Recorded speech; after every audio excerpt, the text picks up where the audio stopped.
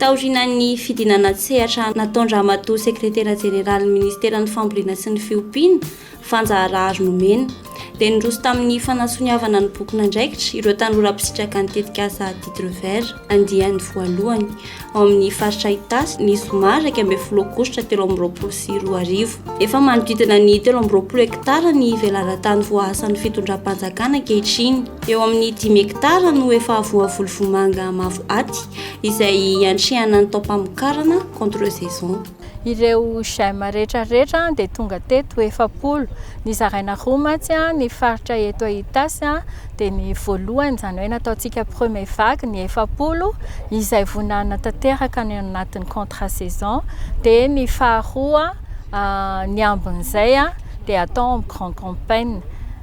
Nisy toana nomena ry zareo dia natao démonstration aloha ty amin'ny firaisan-kinanjareo satria avy amin'ny faritra Itasy isaky ny commune tsirairay avy no tonga eto miampy vitsivitsy ny tompon-tany dia tsy maintsy napresina amina fambolena PDCO na voly vomanga mavo aty dia izay zany natao hoe tsy nampifandraisina an-jareo koa ny andraikitra tokony miandry azy amin'ny firaisan-kinany eo amin'ny fanaovana briky, fanaovana vato, ny fambolena izay ho tondrana amin'ity contrat saison ity.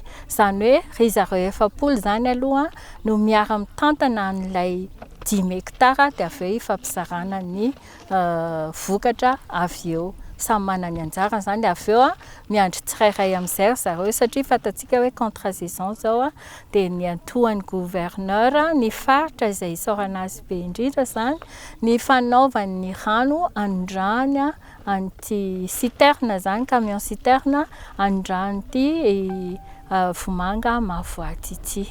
Dia izay fandaminany tanora izay sy ny fahafahany mahafantatra hoe ito ny taniko dia izay no natao androany. Voniny ireo tanora ny ara isalay ifanome tanana hanao tanamaro amin'ny fanatrarana ny tanjony tetika asa sy amin'ny fanatanterahana ireo anjara asa izay tokony raisin'izy ireo an-tanana ary indrindra ny alasa tanora mpandraharaha matianina azy ireo.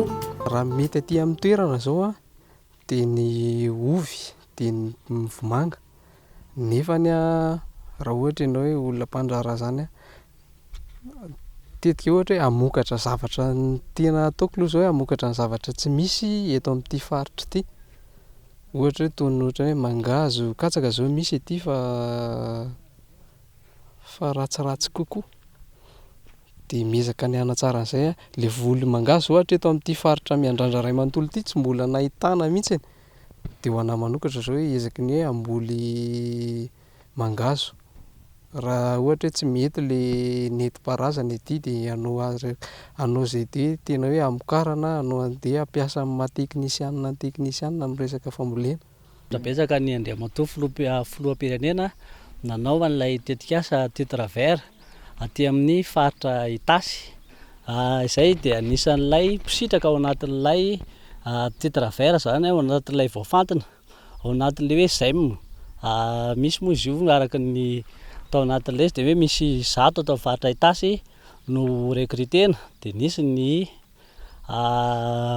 dingana maro natao dia anisan'ilay mpisitaka ao anatin'ilay titre vert moa zany ny tenanay.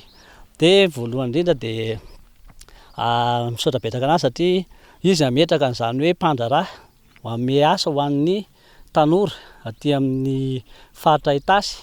Izay no tetika asa ny filoham-pirenena zany hoe hanome asa ho an'ireo tanora atao amin'ny faritra Itasy dia vonona zahay handray ny andraikitra izay ho mpandraharaha zay zany hoe ho anisan'ilay mpandraharaha matianina amin'ny sehatry ny fambolena sy ny fiompiana.